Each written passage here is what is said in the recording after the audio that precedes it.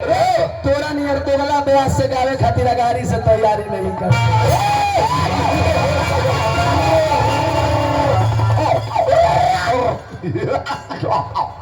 झाल बजाइयो अगर तो कमिटी के लोग के क्रिया धराव तनी पैसा दे दे माने पैसा दे दे तकरा काले दिन भर बुखार हो जाए।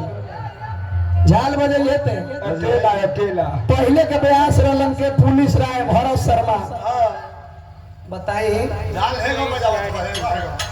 हाई देखी जे मुख्यमंत्री से सम्मानित भोजपुरी के प्रयास में दू गोला में कोई नहीं है।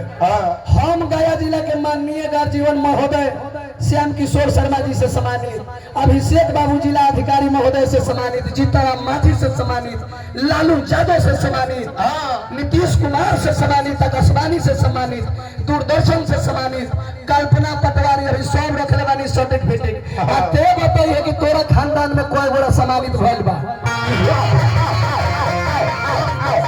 सारा हिजरन से सम्मानित भइल है। नाना राष्ट्रपति से सम्मानित रामचंद्र पासवान, जादो के लाठी पासवान या पासवान के लाठी जादो वाली। हमारो जन्म गए जिला में हो, इतिहास हम बताए 1916 ईस्वी में राजस्थान से पासवान लोग गया में आई। 1917 ईस्वी में जब लड़ाई चालू भई तो यहाँ से पासवान लोग बिखर के बिहार के अलग अलग जिला में चल गए। हमारो जन्म यही कि हरे दो गलवा पासवानों के जन्म यही के बाते जन्मे तब न चली तो गीत के भाव रहत बा।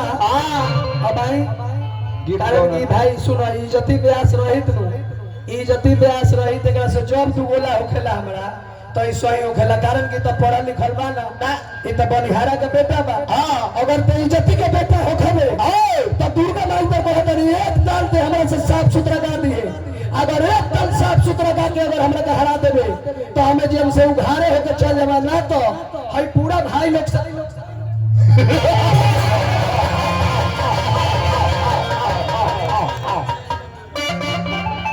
पहले के ब्यास भरत शर्मा, पहले के ब्यास मुन्ना सिंह।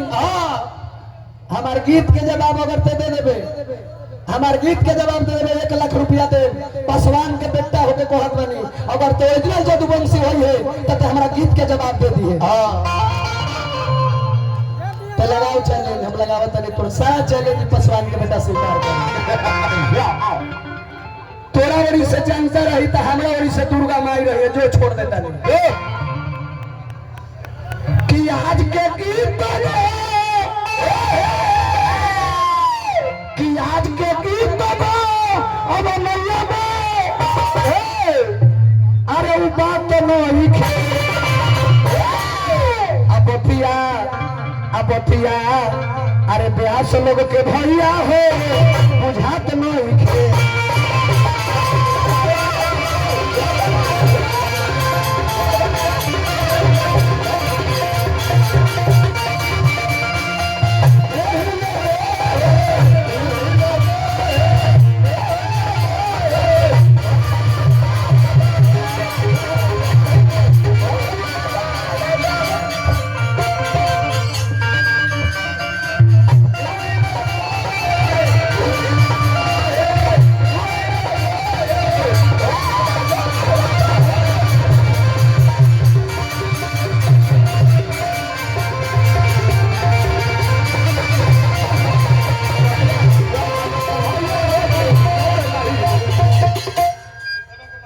रुक जा मास्टर साहब, है के बा?